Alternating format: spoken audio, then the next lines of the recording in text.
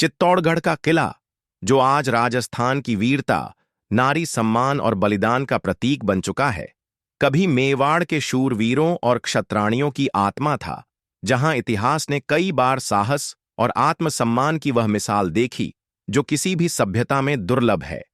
जौहर और साका, ये दो शब्द जो एक ही सिक्के के दो पहलू हैं, चित्तौड़ की उस दास्तान को बयान करते हैं जहां पराजय से पहले मर जाना और सम्मान की रक्षा के लिए प्राणों की आहुति देना जीवन का सर्वोच्च धर्म माना गया।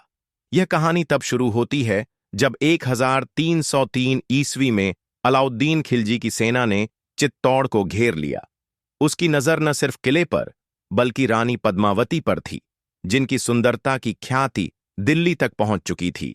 रानी पद्मावती और राजा रत्न सिंह ने खिलजी की चालों को समझते हुए आत्मसम्मान की रक्षा के लिए रणनीति रची, और अंततः जब किले की दीवारें टूटने लगीं और पराजय निश्चित हो गई, तब रानी पद्मावती ने हजारों क्षत्राणियों के साथ मिलकर जौहर किया, अग्निकुंड में कूदकर अपनी लाज की रक्षा की। यह पहला ऐतिहासिक जौहर था जिसने भारतवर्ष की नारी शक्ति को अमर बना दिया। इसके बाद 1535 और फिर 1568 में भी चित्तौड़ पर आक्रमण हुआ, पहले बहादुर शाह गुजरात द्वारा और फिर अकबर के नेतृत्व में, और हर बार जब किला टूटने के कगार पर आया, चित्तौड़ की वीरांगनाओं ने उसी परंपरा को निभाया। जौहर और फिर साका। साका, जिसमें पुरुष योद्धा केसरिया बाना पहनकर अपने प्राणों की परवाह किए बिना अंतिम युद्ध में उतरते थे। यह न केवल युद्ध था बल्कि धर्म, मर्यादा और मातृभूमि के लिए अंतिम प्रण था। ऐसे युद्धों में विजय का अर्थ होता था मृत्यु, लेकिन पराजय के बिना, क्योंकि आत्मा अमर रहती है और सम्मान सर्वोपरि। एक ही रात में हजारों स्त्रियां अग्निकुंड में प्रवेश करतीं, उनकी आंखों में भय नहीं बल्कि गर्व होता, और पुरुष अगली सुबह केसरिया अंग वस्त्र धारण कर रणभूमि में उतर जाते। ऐसे दृश्य किसी देवकथा से कम न थे, जहां अग्नि, तलवारें और शौर्य एक साथ जलते थे। चित्तौड़ की इन घटनाओं ने भारतीय इतिहास को वह आयाम दिया जो केवल वीरता की कहानियों में नहीं बल्कि आत्मा में गूंजता है। यह केवल इतिहास नहीं, एक जीती जागती चेतना है जो हर समय बताती है कि स्त्री केवल कोमलता का प्रतीक नहीं बल्कि बलिदान और साहस की मूर्ति भी है। चित्तौड़ का हर पत्थर, हर दीवार, हर खंडहर आज भी उन विलक्षण स्त्रियों की गवाही देता है जिन्होंने अपने शरीर को अग्नि को समर्पित कर दिया, लेकिन अपनी आत्मा को कभी झुकने नहीं दिया।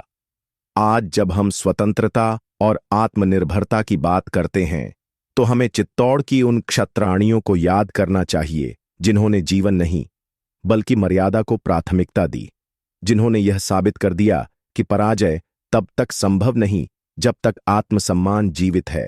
उनकी आंखों में आंसू नहीं, केवल तेज था। उनकी चीत्कार नहीं, केवल विजय का उद्घोष था, और उनकी चुप्पी में एक पूरा इतिहास बोलता है। जौहर और साका की परंपरा ने हमें वह दृष्टि दी है जो हर भारतीय को अपने अतीत पर गर्व करना सिखाती है और आने वाली पीढ़ियों को यह याद दिलाती है कि सच्ची शक्ति तलवार में नहीं बल्कि उस विचार में है जो जीवन से भी ऊपर होता है, आत्मसम्मान और धर्म। चित्तौड़ की स्त्रियों का यह बलिदान केवल एक घटना नहीं बल्कि युगों तक गूंजता रहने वाला वो मंत्र है जिसने भारत को एक ऐसी धरती बनाया जहां नारी के सम्मान की रक्षा के लिए आग में जलना भी महाकाव्य बन गया। जैसे ही चित्तौड़गढ़ का किला चांदनी रात में नहाया हुआ चमकता है, चारों ओर जुगनुओं की रोशनी तैरती है और हवाओं में गूंजती हैं वे फुसफुसाहटें, जौहर और साका, सम्मान की अमर प्रतिज्ञा। अगर आपको हमारी यह वीडियो पसंद आई हो तो कृपया चैनल को लाइक करें, सब्सक्राइब करें और अपने दोस्तों के साथ शेयर करें। आपके समर्थन से ही हम ऐसे और भी प्रेरणादायक इतिहास के पन्ने आपके सामने ला पाएंगे। धन्यवाद।